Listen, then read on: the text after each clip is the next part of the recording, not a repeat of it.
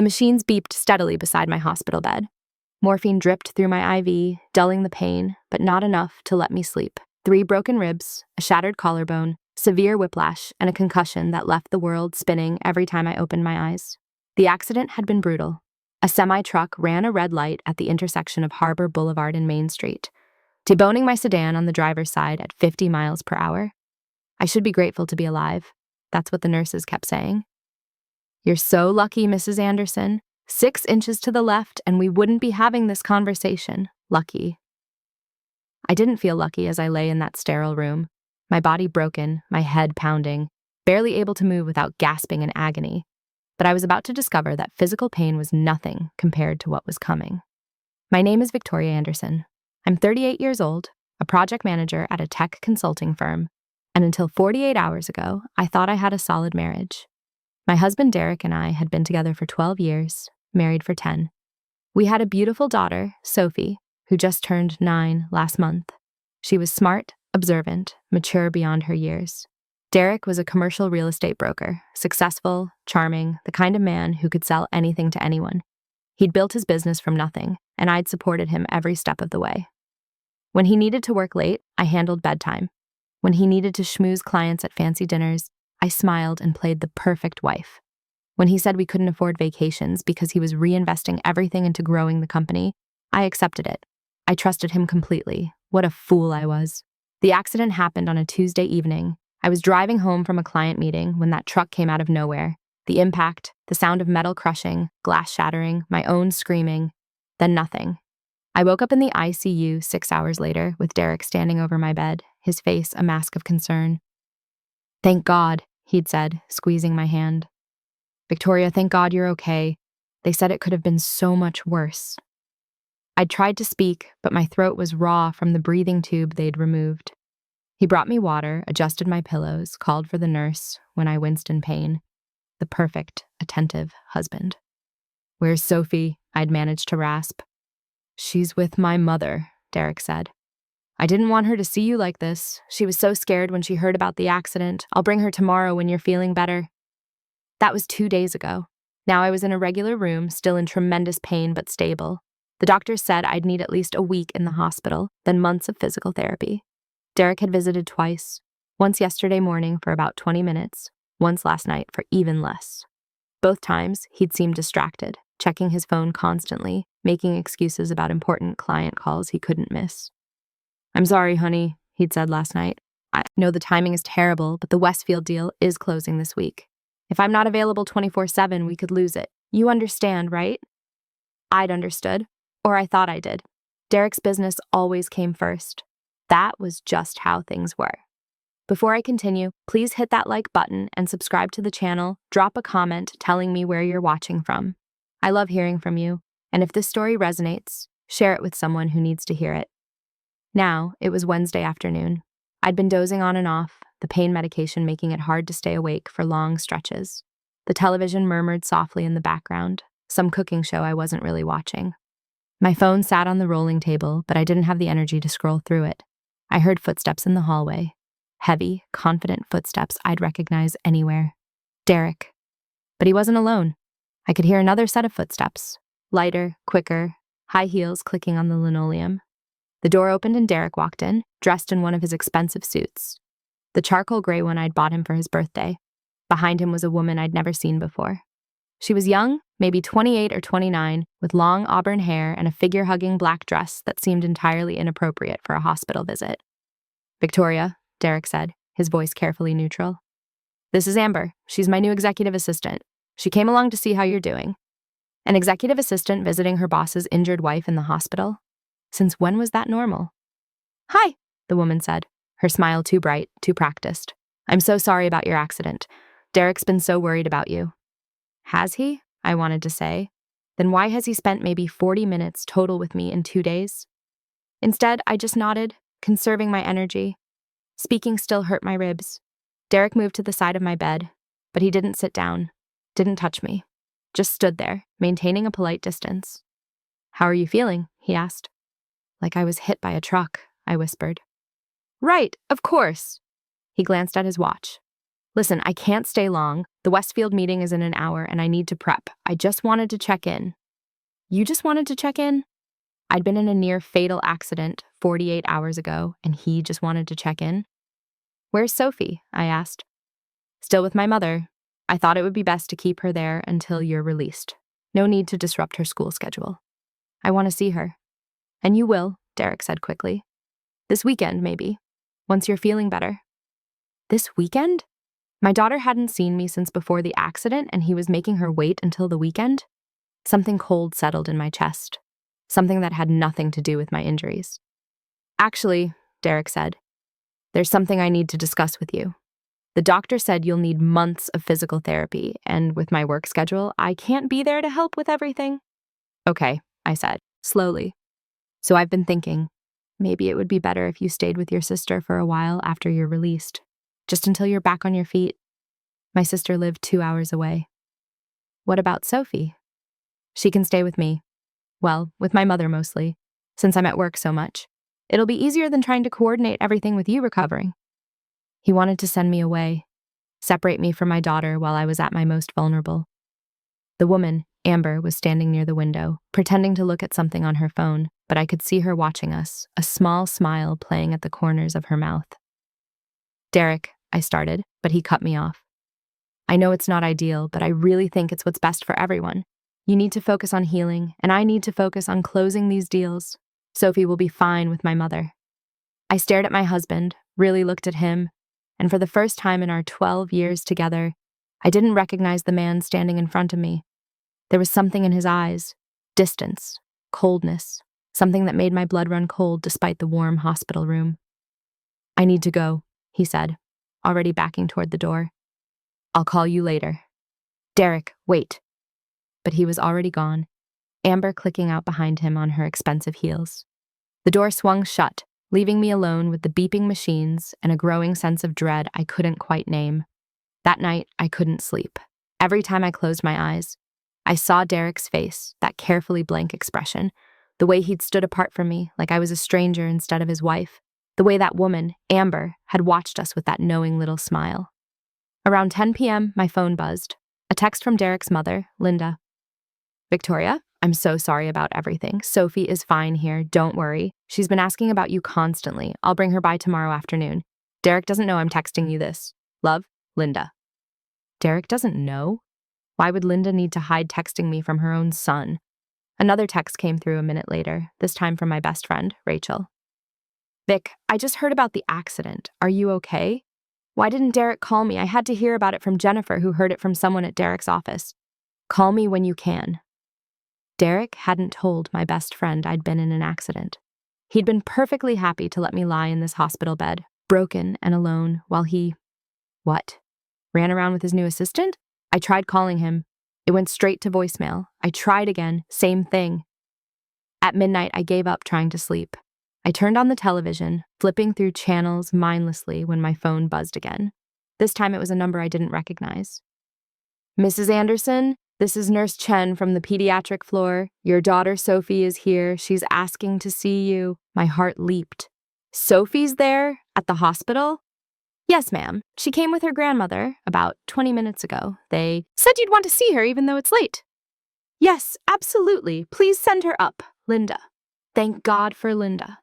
10 minutes later, my hospital room door opened, and there she was, my beautiful daughter, her dark hair in braids, wearing her favorite purple pajamas under her coat. Her face was streaked with tears. Mommy, she cried, running to my bedside. Baby, careful, Linda warned, following behind her. Mommy's hurt. You have to be gentle. Sophie stopped at the edge of my bed, her little hands gripping the rail, her brown eyes wide and frightened. Mommy, are you okay? Daddy said you were in a bad accident. I reached out with my good arm, the one that wasn't immobilized, and took her hand. I'm okay, sweetheart. I'm going to be fine. You're not going to die? No, baby, I'm not going to die, I promise. She burst into fresh tears, and Linda carefully helped her climb onto the bed next to me, positioning her so she wouldn't hurt my injuries.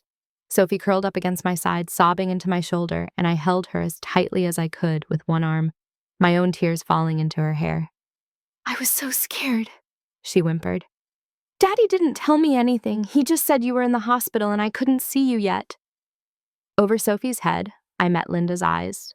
She looked troubled, guilty almost. I'm sorry I didn't bring her sooner, Linda said quietly. Derek told me you didn't want visitors, that you needed rest. But Sophie was so upset, crying every night, and tonight I just couldn't take it anymore. I figured if Derek got mad at me, so be it.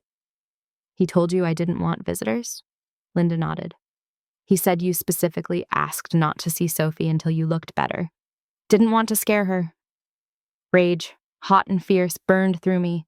Derek had deliberately kept our daughter away from me, had lied to his own mother to do it. Mommy, Sophie said, pulling back to look at me, her face still wet with tears. I have to show you something. She reached into her coat pocket and pulled out her tablet, the one Derek had bought her for her birthday. It was small, kid-friendly, mostly used for educational games and videos. What is it, baby? Sophie's expression turned serious, older than her 9 years. I recorded something I wasn't supposed to see. My stomach clenched. What do you mean? She looked at her grandmother, then back at me. Grandma, can you wait outside, just for a minute? Linda frowned. Sophie. Please, Grandma, I need to show Mommy something private. Linda looked at me and I nodded. It's okay, Linda, just for a few minutes. After Linda reluctantly left, closing the door behind her, Sophie turned back to me. Her hands were shaking as she held the tablet. The night of your accident, she said, her voice small. Daddy didn't come to Grandma's house right away. He went home first. I heard him talking to Grandma on the phone. He said he had to grab some things from the house before he came to get me. Okay, I said slowly. But I was already at the house. Daddy didn't know. I'd taken the bus home from school because it was Tuesday, and Tuesdays are when Mrs. Morrison's daughter gives me piano lessons. Daddy forgot it was Tuesday. My heart started beating faster. What happened, Sophie? I was in my room doing homework when I heard the front door open. I thought it was you coming home, so I was going to go downstairs and tell you about my day. But then I heard Daddy's voice. And someone else. A woman. The cold feeling from earlier returned, spreading through my chest like ice. I stayed upstairs, Sophie continued. I don't know why. Something just felt wrong. They were talking in the living room, and I could hear everything from the top of the stairs. She tapped on her tablet, pulling up a video file. I recorded it. I don't really know why I did. It just felt like I should. Sophie, you need to see this, Mommy. You need to know. She pressed play. The video was dark, filmed from a high angle looking down a staircase. I could see part of our living room, the edge of our couch, the coffee table I'd picked out at Home Goods last year. The audio was muffled, but clear enough. A woman's voice, young and breathy. Are you sure she's going to be in the hospital for a while? Derek's voice, unmistakable. At least a week, maybe more. The doctor said she has 3 broken ribs and a severe concussion. She's not going anywhere. And after that? I told her it would be better if she stayed with her sister during recovery. I said it was for her own good. The woman laughed. You're sending your wife away? Derek, that's cold. It's practical. I need space to figure things out, to figure us out. Us. The video shook slightly as Sophie adjusted her position, getting a better angle. Now I could see them. Derek on our couch, and next to him, practically in his lap, was Amber, the woman from earlier today, his executive assistant. What about your daughter? Amber asked. Sophie's fine with my mother. She's better off there anyway. Victoria was always too soft on her. My breath caught. I looked at Sophie. Her face was pale, her lips pressed into a thin line. On the video, Amber leaned closer to Derek. So when Victoria's gone, I can stay here, in your house? Our house, Derek corrected. Once the divorce is final, this will be my house. Victoria's name is on the deed, but my lawyer says we can fight for full ownership since I paid for most of it. Divorce. The word hit me like a physical blow. How long have you been planning this? Amber asked, running her fingers through Derek's hair. A while, maybe 6 months. I just needed the right opportunity. This accident was actually perfect timing. Perfect timing. My near-fatal accident was perfect timing for him to leave me. I feel a little bad, Amber said, though her tone suggested otherwise. She's in the hospital, broken bones, and you're already moving on. Victoria and I have been dead for years, Derek said.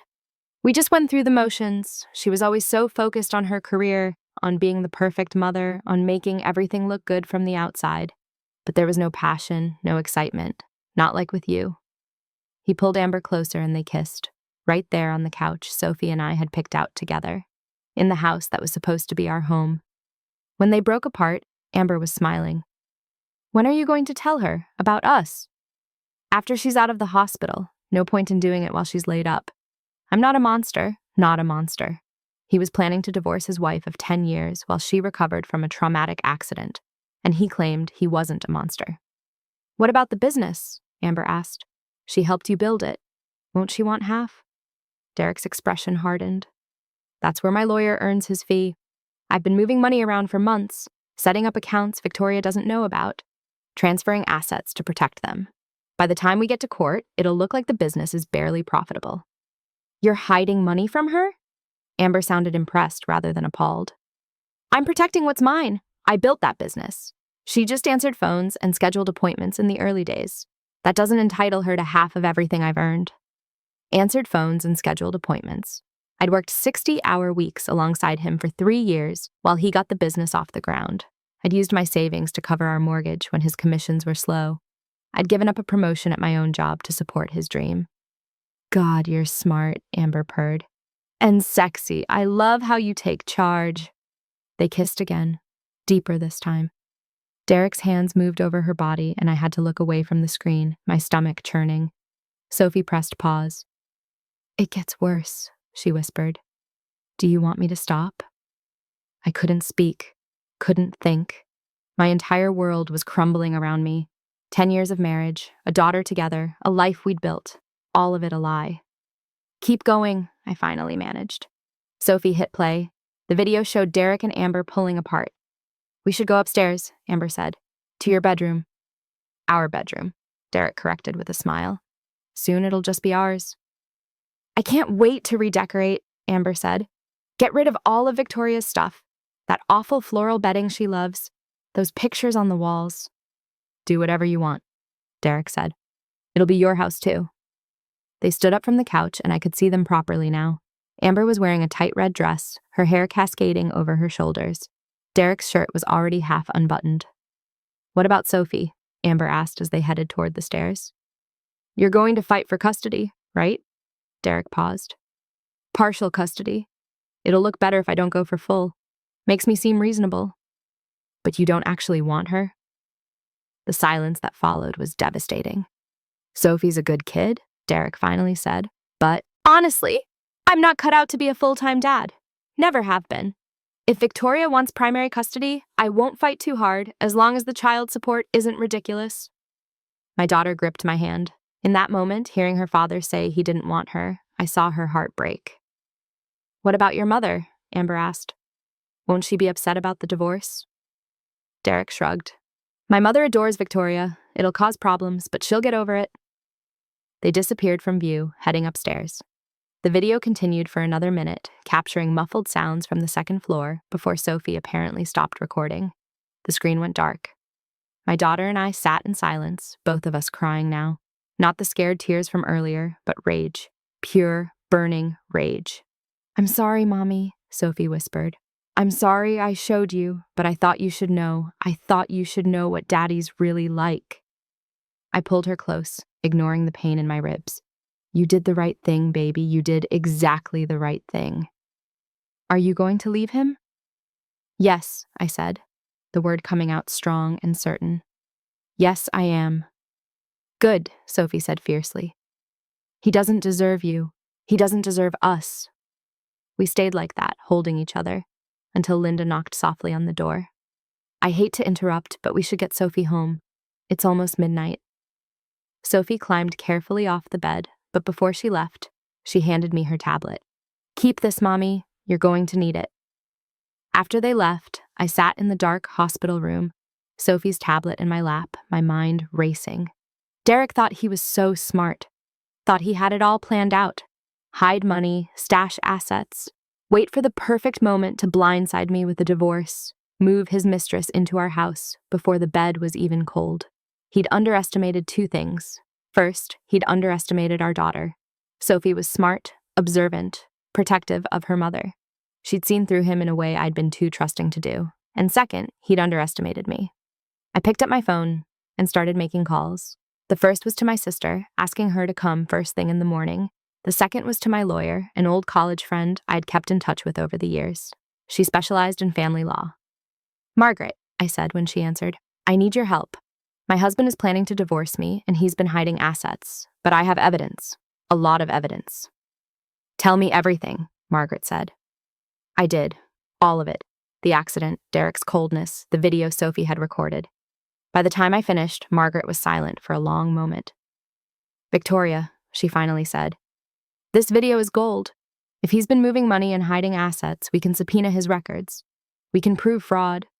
But we need to move quickly before he realizes you know." "How quickly?" "Tomorrow, I'll file first thing in the morning. Beat him to the punch.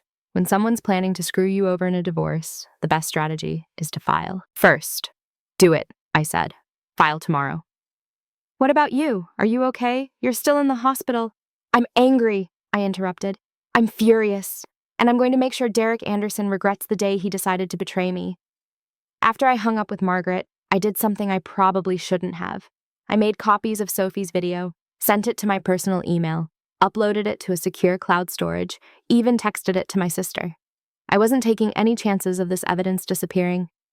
Then I composed a text message to Derek. "We need to talk. Come to the hospital tomorrow at noon, alone."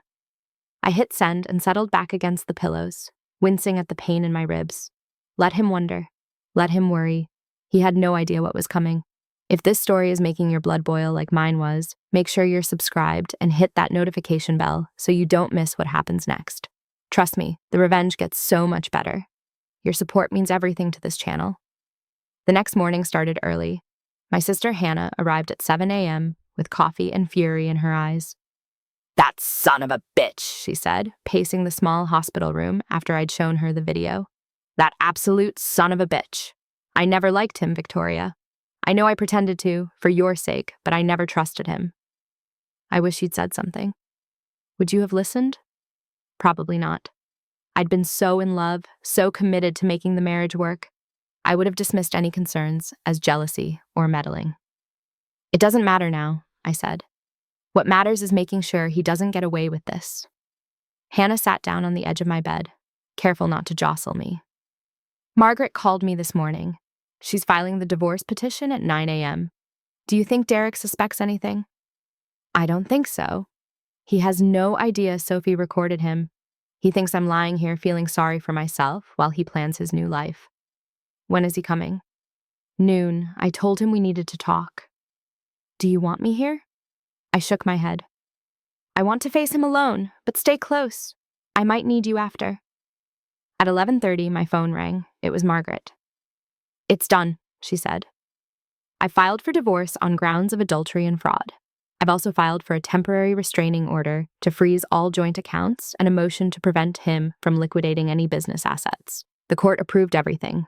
Derek's going to get served later today." "Perfect," I said, a grim smile spreading across my face. "Victoria, I have to warn you. When he finds out you know about the hidden assets, about Amber, he's going to be furious. Make sure you're safe." "I'm in a hospital," I reminded her. "Surrounded by security and nurses, I'll be fine." At exactly noon, Derek walked into my room. He was wearing a navy suit today, freshly pressed, his hair perfectly styled. He looked like a man without a care in the world. "Victoria," he said, his tone pleasant but reserved. "You said we needed to talk?" "Close the door," I said. He did, then turned to face me. "Is everything okay? Are you feeling worse? Do I need to get a doctor?" "Sit down, Derek." Something in my voice made him pause. He studied me for a moment, then pulled up the chair beside my bed. "What's going on?" I reached for Sophie's tablet on the rolling table. "I want to show you something." "Victoria, I really don't have time for—" "Make time." I pulled up the video and turned the screen toward him. "Watch." I saw the exact moment he recognized what he was seeing. His face went pale, then flushed red. As his own voice filled the room, talking about hiding assets and planning to divorce me, his hands began to shake. "Where did you get this?" he demanded. "Keep watching." He did, his expression growing more horrified by the second. When the video ended, he couldn't meet my eyes. "Sophie," he said flatly. "Sophie recorded this." Our 9-year-old daughter watched you bring your mistress into our home on the night I nearly died in a car accident. She watched you plan to destroy our family. She heard you say you don't really want custody of her. Derek's jaw clenched. She wasn't supposed to be there. That's your response? She wasn't supposed to be there? My voice rose despite the pain in my ribs. You brought another woman into our house, Derek, into our bedroom, and the only thing you're concerned about is that you got caught? Victoria, let me explain. Explain what? That you've been planning to leave me for months? That you've been hiding money to avoid giving me what I'm legally entitled to? That you were just waiting for the right moment to completely destroy me? It's not like that. Then what is it like? I demanded. Because from where I'm sitting, it looks like you saw my accident as the perfect opportunity to get rid of your wife. Derek stood up, began pacing. You don't understand. Our marriage has been dead for years. Our marriage was fine until you started fucking your assistant. Don't, he said sharply. Don't make this about Amber. This is about us, about how we've grown apart. I laughed, a harsh, bitter sound. We've grown apart because you've been too busy planning your exit strategy to actually be present in our marriage. I want a divorce, Derek said bluntly. I was going to tell you after you got out of the hospital, handle it civilly, but since you already know… Too late, I interrupted. What? I filed for divorce this morning, at 9 a.m. on grounds of adultery and fraud. My lawyer has already frozen all our joint accounts and filed motions to prevent you from moving any business assets. Derek went completely still. You did what? I also have a forensic accountant going through our finances. Every account, every asset, every penny you thought you could hide from me. We're going to find it all, Derek. Every single dollar you tried to steal from me. You can't do this. I already did. You should be getting served with papers any minute now. As if on cue, there was a knock at the door. A courier entered, saw Derek, and said, Derek Anderson? Derek's face was ashen. Yes. You've been served. The courier handed him a thick envelope and left. Derek ripped it open, his hands shaking as he read through the papers. His face went from white to red to purple. This is insane, he said. You're accusing me of fraud, of hiding assets? I built that business. With my help, my support, my sacrifices. Half of everything you earned during our marriage belongs to me, Derek. That's the law. I'll fight you on this. I have the best lawyers. I have evidence, I said calmly. Video evidence of you admitting to hiding assets. Audio of you discussing your affair. Do you really think your lawyers can make that disappear? Derek stared at me like he'd never seen me before. I don't even know who you are right now. I'm your wife, the woman you betrayed, the woman you tried to rob, the woman you abandoned while she was lying in a hospital bed with broken bones. I leaned forward despite the pain. And I'm the woman who's going to make sure you pay for every single thing you've done. Sophie will hate you for this, Derek said desperately. When she finds out you're using that video against me, she'll hate you for turning her against her father. Sophie already hates you, I said quietly. She heard you say you don't want custody of her, that you're not cut out to be a full-time dad. Those were your words, Derek, not mine. He opened his mouth, closed it again. There was nothing he could say. Get out, I said. Victoria, get out. He left, the papers crumpling in his fist, and I was alone again. But this time, the loneliness didn't hurt. This time, it felt like freedom. The next week was a blur of legal maneuvers and strategic warfare.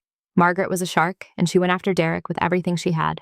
The forensic accountant found 3 hidden accounts, totaling over $400,000 that Derek had diverted from the business.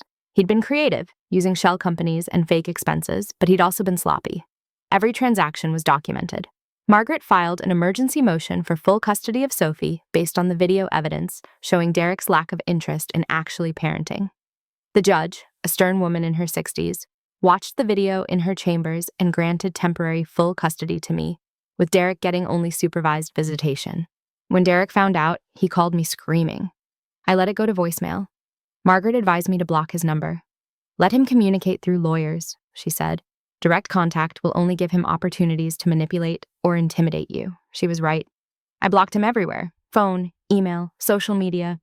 If Derek wanted to talk to me, he could do it through legal channels. The next blow came when we filed the video and transcript of his conversation with Amber as evidence in the divorce proceedings. It became part of the public record, which meant anyone could access it. It took less than 24 hours for it to go viral in our local community. Someone from the courthouse leaked it to a gossip blog that covered local business and society news. From there, it spread like wildfire. Derek's business partners started calling. His clients started questioning whether they could trust him. If he'd lied to and stolen from his wife, what was to stop him from doing the same to them? Within a week, 2 of his biggest clients had terminated their contracts. His business partners demanded an audit of the company finances. The Commercial Real Estate Board started an ethics investigation. Derek's carefully constructed professional reputation crumbled like a house of cards. And Amber, the executive assistant who'd been so eager to move into my house and redecorate my bedroom, she quit. Apparently, being the mistress of a successful real estate broker was glamorous. Being the girlfriend of a disgraced businessman under investigation for fraud was not. I heard through Linda, who heard from a friend, that Amber had dumped Derek via text message. "This isn't what I signed up for," she'd apparently written. "Good luck with everything." The irony was delicious. I was released from the hospital after 8 days. Hannah picked me up and drove me to her house, where I'd be staying during my recovery. Sophie was already there, having moved in the day after Derek was served with divorce papers. "Mommy!" she cried when I walked through the door, carefully making my way with a cane. She ran to me but stopped short, remembering to be gentle. "Come here, baby," I said, and she hugged me carefully, her face pressed against my side. "I missed you so much," she said. "I missed you too." Over the next few months, the divorce proceeded. Derek fought everything. Every asset division, every custody arrangement, every single line item. But Margaret was relentless. And more importantly, we had evidence. The video Sophie recorded became the centerpiece of our case. Every time Derek tried to claim he deserved more of the business, Margaret would play the clip of him admitting to hiding assets. Every time he asked for more custody, she'd play the part where he said he wasn't cut out to be a full-time dad. The judge was not sympathetic. In the end, I got everything I asked for. Full custody of Sophie, with Derek having only supervised visitation every other weekend. Half of all business assets, including the hidden accounts. The house which was sold and the proceeds split. Half of his retirement accounts. And spousal support, since I'd sacrificed career advancement to support his business in the early years. Derek's lawyer tried to argue that the settlement was punitive, that I was trying to destroy Derek financially. The judge looked at him over her reading glasses and said, "Mr. Anderson attempted to defraud his wife and abandon her while she was hospitalized with serious injuries. Mrs. Anderson is entitled to every penny she's asking for, and frankly, she's being generous by not asking for more." The final divorce decree was signed on a rainy Tuesday, almost exactly 1 year after my accident. I sat in the courtroom, my physical therapy finally complete, my body healed, and watched Derek sign the papers with shaking hands. When it was over, when the judge made it official, I felt a weight lift off my shoulders. 10 years of marriage, gone. But I wasn't sad. I was free. Outside the courthouse, Margaret pulled me aside. "He's done, Victoria, professionally and financially. The ethics board revoked his license last week. He can't work in commercial real estate anymore." "Good," I said, and I meant it. The business partners bought him out for pennies on the dollar. He's essentially starting over from scratch.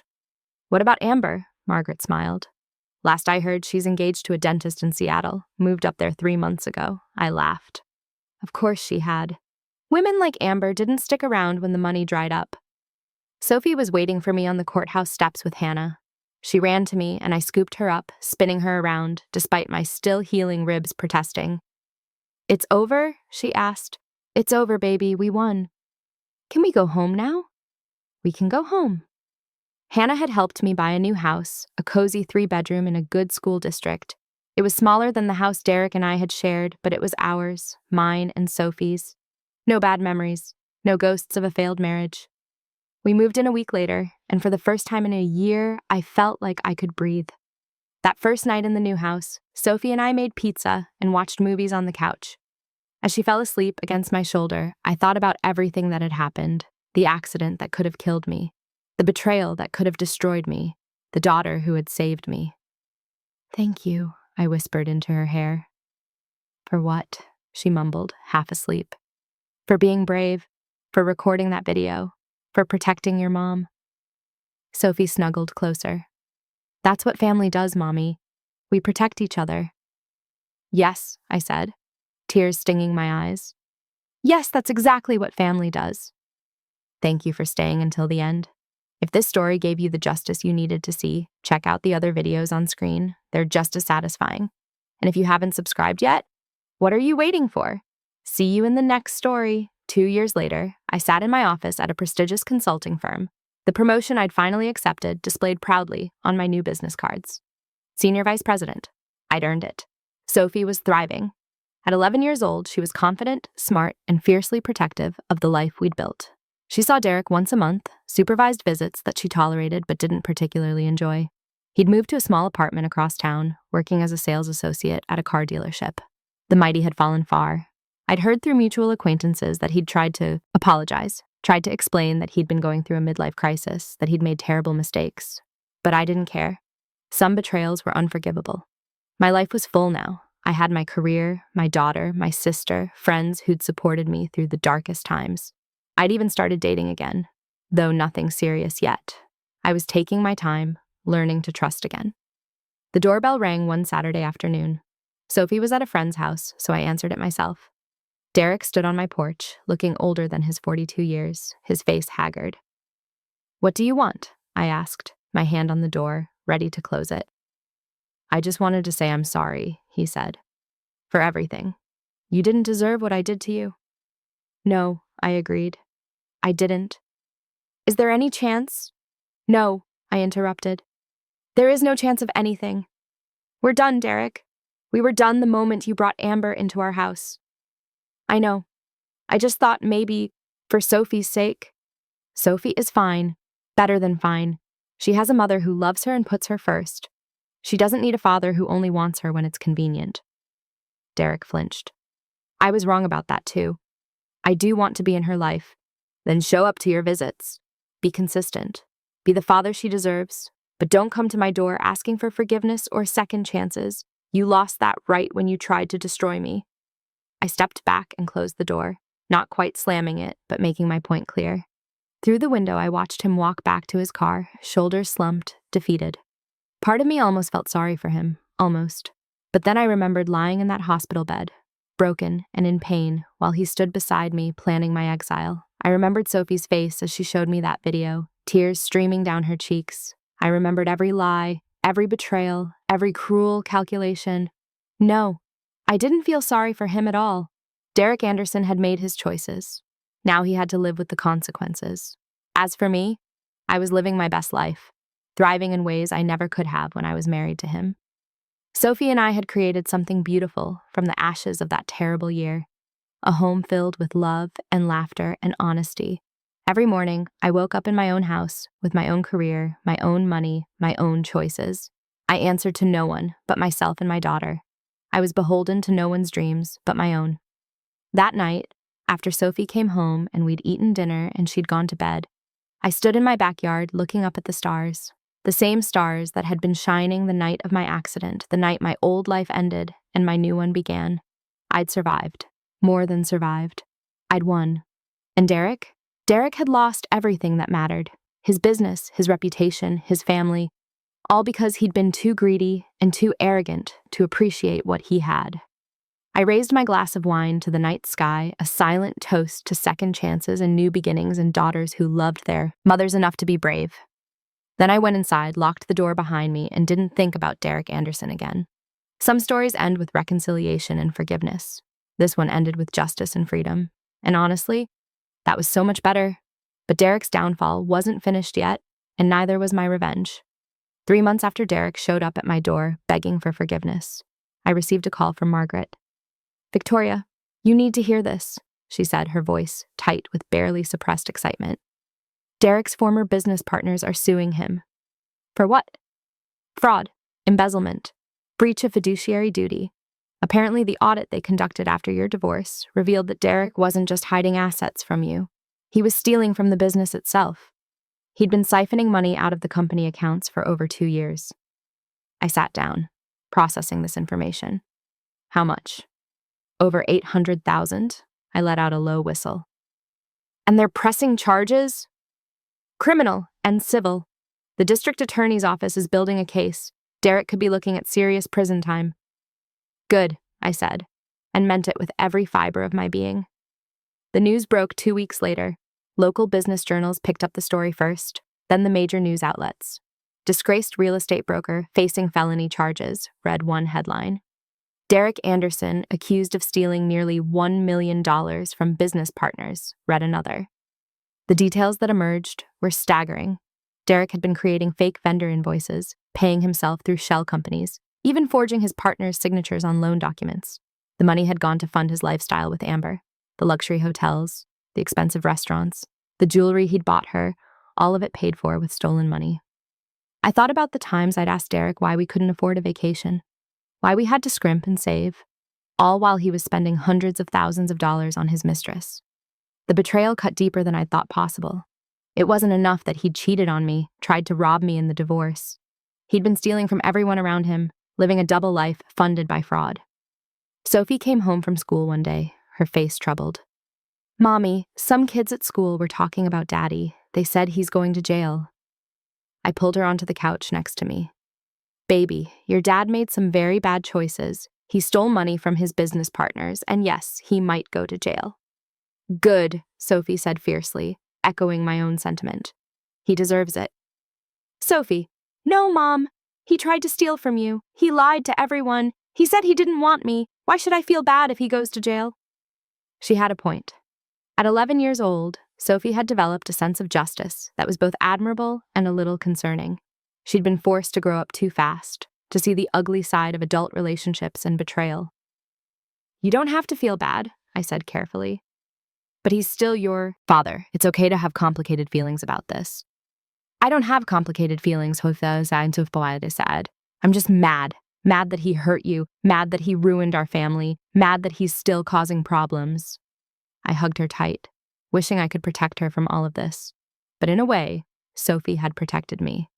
Without that video she'd recorded, I might still be in the dark about Derek's true nature. The trial began 6 months later. I wasn't required to testify, but I attended every day, sitting in the gallery with Hannah beside me. I wanted Derek to see me there, wanted him to know that I was watching his final destruction. The prosecution's case was damning. They had bank records, forged documents, emails between Derek and the fake vendors he'd created. His former business partners testified, their faces hard with anger and betrayal. One of them, a man named Richard, who I'd known socially for years, broke down on the stand, describing how Derek's theft had nearly bankrupted the company. "We were friends," Richard said, his voice cracking. "I trusted him. We all did, and he stole from us without a second thought." Derek's lawyer tried to mount a defense, arguing that the money had been legitimate business expenses, that the partners were scapegoating Derek for their own financial mismanagement. But the evidence was overwhelming. The video Sophie had recorded came up during the trial. The prosecution used it to establish Derek's pattern of financial dishonesty and his willingness to hide assets and lie to people who trusted him. Watching that video play in the courtroom, hearing Derek's voice admit to hiding money from me, seeing the jury's faces harden with disgust, I felt a savage satisfaction. This was justice. Real, tangible justice. When Derek took the stand in his own defense, I leaned forward, not wanting to miss a single word. "Mr. Anderson," his lawyer began, "can you explain the transactions in question?" Derek looked haggard, his expensive suits replaced with off-the-rack clothes, his face drawn and pale. "Those were legitimate business expenses," he said, but his voice lacked conviction. "Can you provide documentation for these expenses?"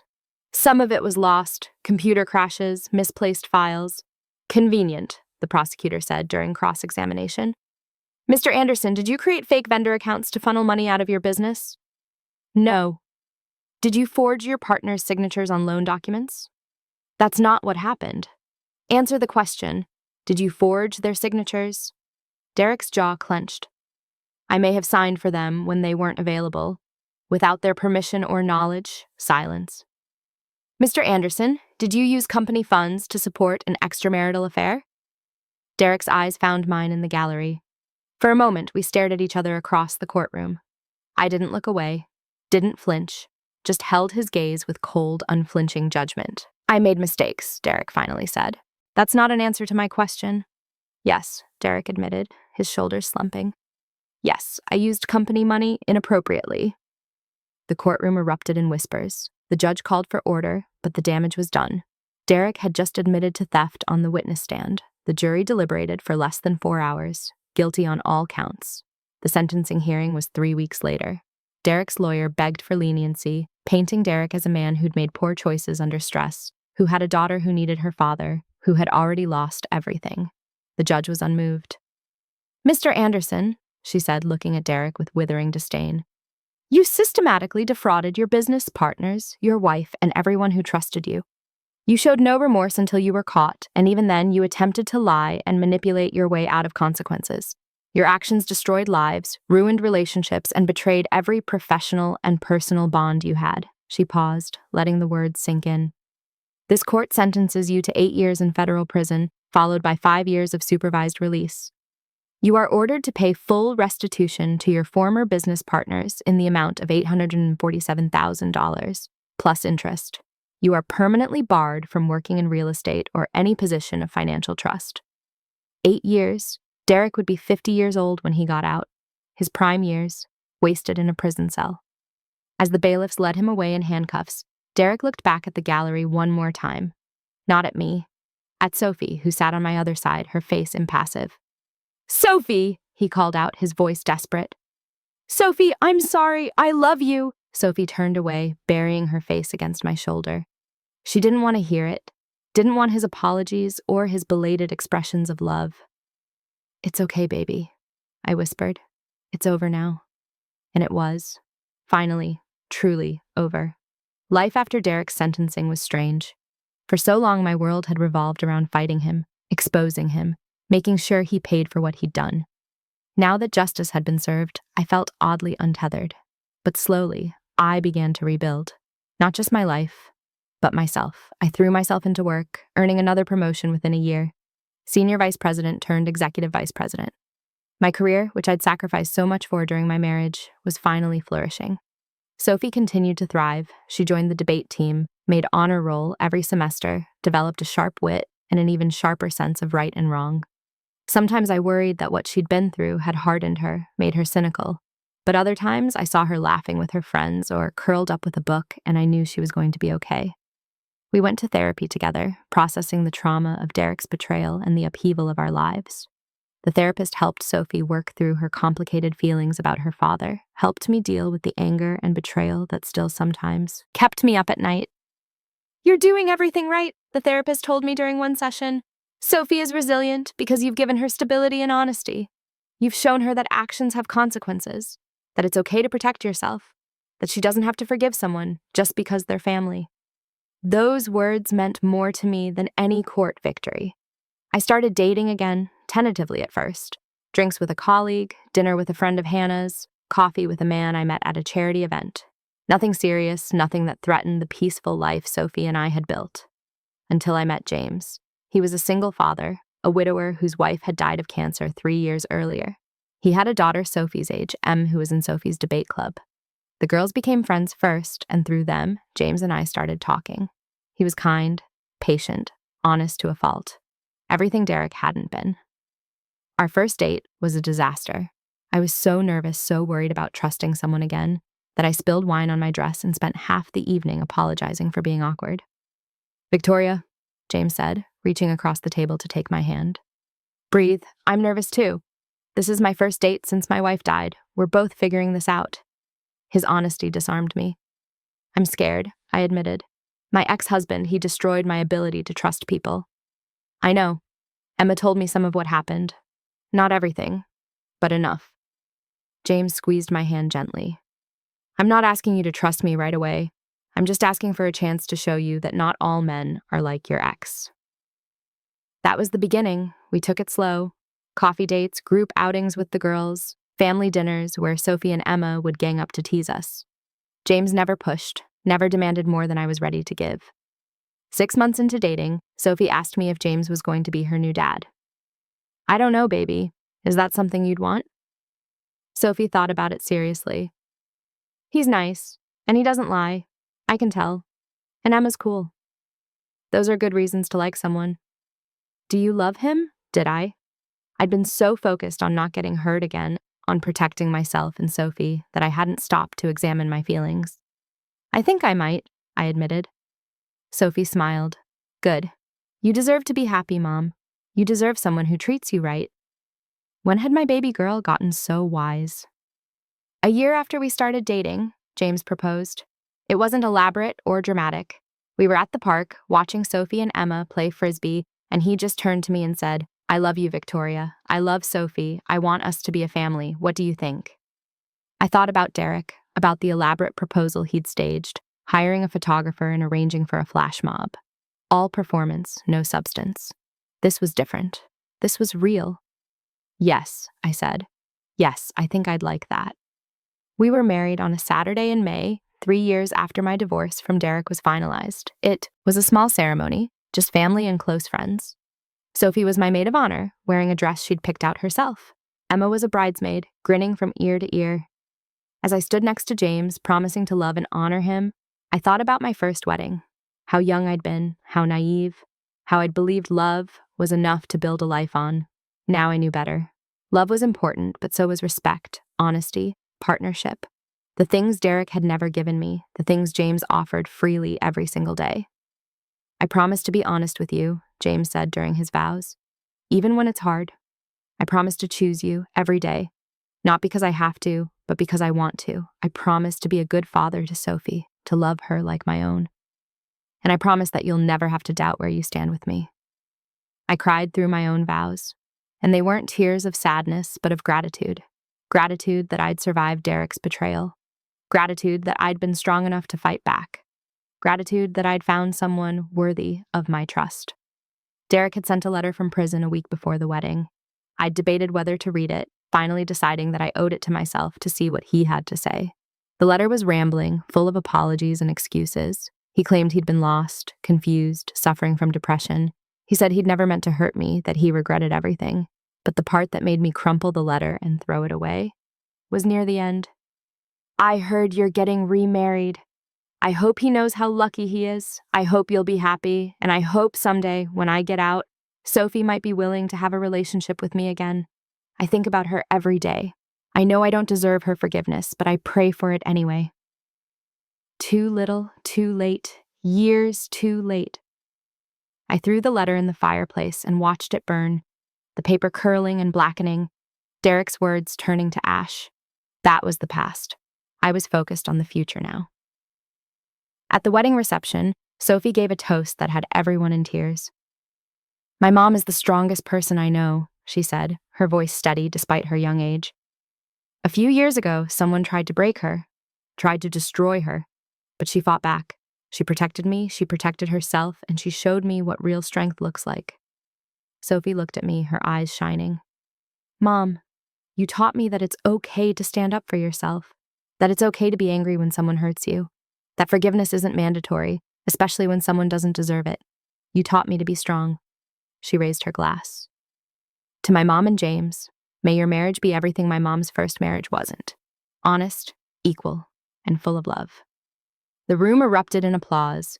I stood up and hugged my daughter, this fierce, brilliant girl who'd saved my life in more ways than one. That night, as James and I danced at our reception, he whispered in my ear, "Thank you for trusting me, for giving me a chance. Promise I'll spend the rest of my life proving you made the right choice." I know, I said, and I meant it. 2 years into my marriage with James, I got a call from an unknown number. Normally I wouldn't answer, but something made me pick up. Victoria, it's Linda, Derek's mother. I hadn't spoken to her in over 3 years, not since the divorce was finalized. Linda, I said cautiously, is everything okay? I need to talk to you about Derek. My stomach tightened. What about him? He's getting out of prison next month, early release for good behavior, and he wants to see Sophie. Of course he did. That's not my decision to make, I said carefully. Sophie is 14 now. She's old enough to decide if she wants to see her father. I know, I just wanted to warn you. He's been writing to me, talking about making amends, rebuilding his relationship with his daughter. Linda paused. Victoria, I know what Derek did to you was unforgivable. I've never excused it, but he's still Sophie's father. Linda, with all due respect, being someone's biological father doesn't entitle you to a relationship with them. Derek made choices. Sophie is living with the consequences of those choices just like the rest of us. I understand. I just thought you should know. After we hung up, I sat in my home office staring at the wall. Derek was getting out. After 5 years in prison, he'd be back in the world, back in our city. That night, I talked to Sophie about it. Your dad's getting out of prison next month, I said gently. He wants to see you. Sophie's expression didn't change. Do I have to? No, baby. You don't have to do anything you don't want to do. Good, because I don't want to see him. Are you sure? He's been gone for 5 years. Maybe he's changed. Mom, Sophie interrupted. I don't care if he's changed. He tried to destroy you. He stole from people. He said he didn't want to be a full-time dad. I was 9 years old and I heard him say that. Why would I want to see him now? She had a point.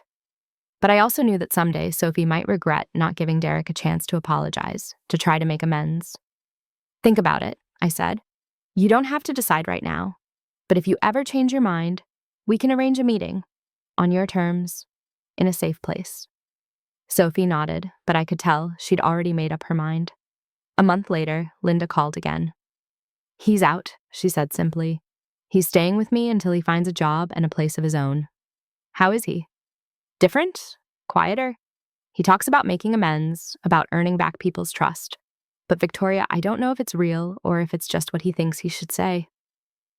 I understood her uncertainty. Derek had always been good at saying the right things. It was his actions that revealed his true character. Has he asked about Sophie? Every day. I told him she doesn't want to see him. He was devastated. He brought that on himself. I know he did. 3 months after Derek's release, he showed up at Sophie's debate tournament. I didn't know he was going to be there. Linda later told me she'd mentioned the tournament in passing, and Derek had looked up the details online. Sophie was in the middle of her closing argument when I noticed him, standing at the back of the auditorium. He'd lost weight in prison, his face gaunt, his hair graying at the temples. He looked older than his 47 years, worn down by time and consequences. Sophie finished her argument to thunderous applause. Her team won the tournament. As we celebrated afterward in the hallway, Derek approached. Sophie, he said, his voice rough with emotion. You were amazing, so smart, so articulate. I'm so proud of you. Sophie turned to face her father, her expression cool and composed. You don't get to be proud of me, she said clearly. You don't know me. You haven't been part of my life for 5 years. You don't get to show up now and act like you're my dad. Derek's face crumpled. I know I don't deserve it. I know I destroyed our family, but I'm trying to make amends. I'm trying to be better. That's nice, Sophie said. But I don't care. I have a dad. James is my dad. He's been there for me. He comes to my tournaments, helps with my homework, taught me to drive. You're just the man who hurt my mom. Sophie, please.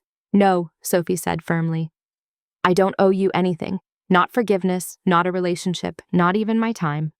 What you did to my mom, to our family, that's on you. And I'm not interested in helping you feel better about it. She turned to me. Can we go, Mom? I want to celebrate with Emma and the team. Of course, baby. As we walked away, I heard Derek call out one more time. Victoria, please, just give me 5 minutes. I stopped and turned to face him. No, Derek. You had your chance.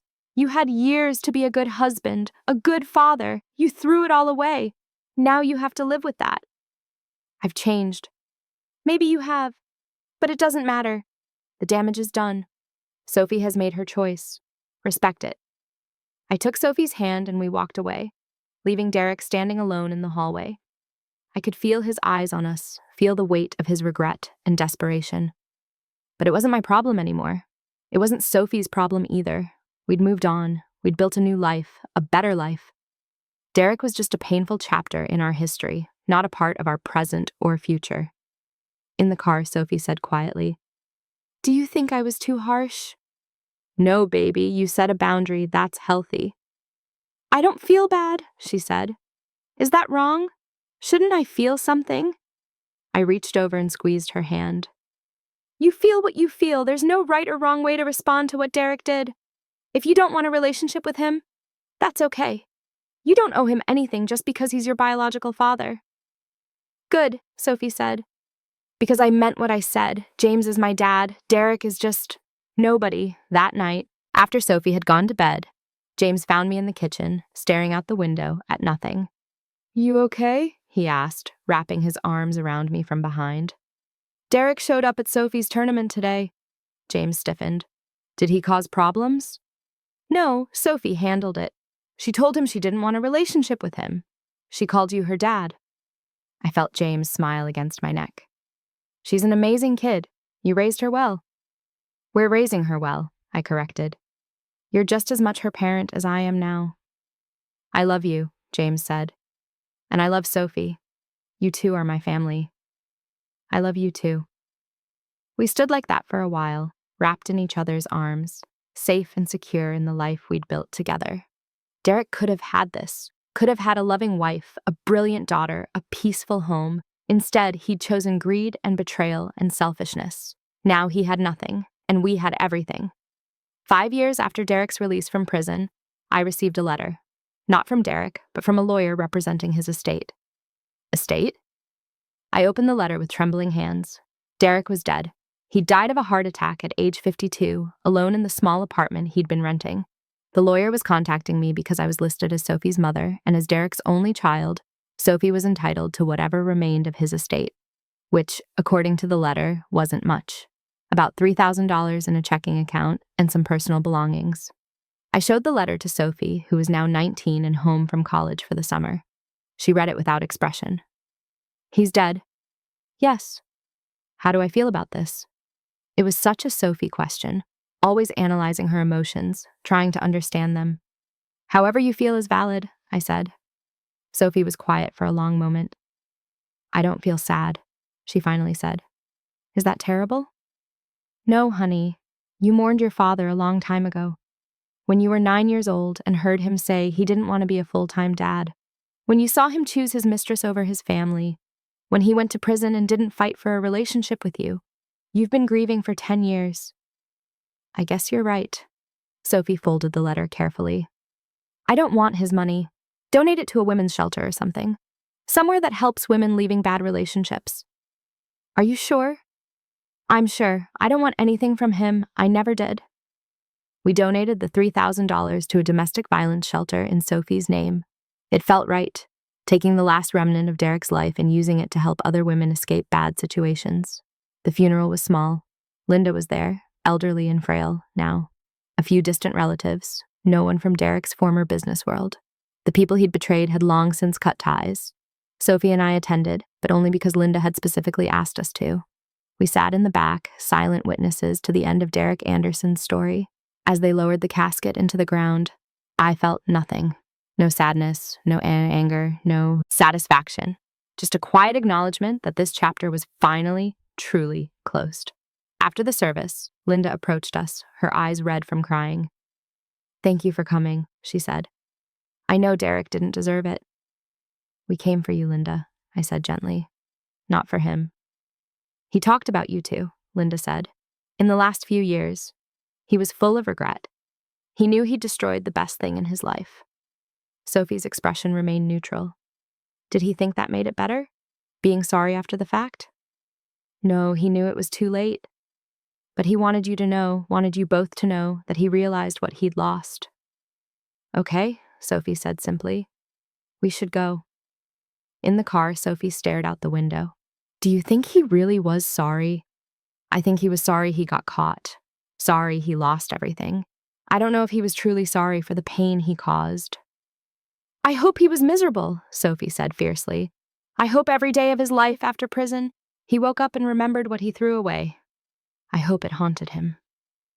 "Sophie, I know that's harsh. I know I should be more forgiving, but I'm not. He tried to destroy you, Mom. He abandoned me. Why should I care if he died alone and full of regret?" She was right. Why should we care? We went home, back to the life we'd built. James was waiting with dinner, Emma was setting the table, and the house was filled with warmth and love and safety. That night, as I got ready for bed, I looked at myself in the mirror. I was 48 years old, lines around my eyes, gray streaks in my hair, evidence of the life I'd lived. I'd been broken, and I'd rebuilt myself. I'd been betrayed, and I'd found love again. I'd been a victim, and I'd become a victor. Derek's story ended in a small apartment, alone and full of regret. Mine was still being written, surrounded by people who loved me, building a legacy that had nothing to do with the man who'd tried to destroy me. That was the best revenge of all. Not his suffering, but my thriving.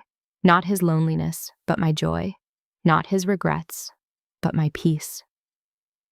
I turned off the light and climbed into bed next to James, who pulled me close. "You okay?" he murmured. "I'm perfect," I said. And I meant it. Derek Anderson was dead. And Victoria Anderson, now Victoria Morrison, was more alive than ever.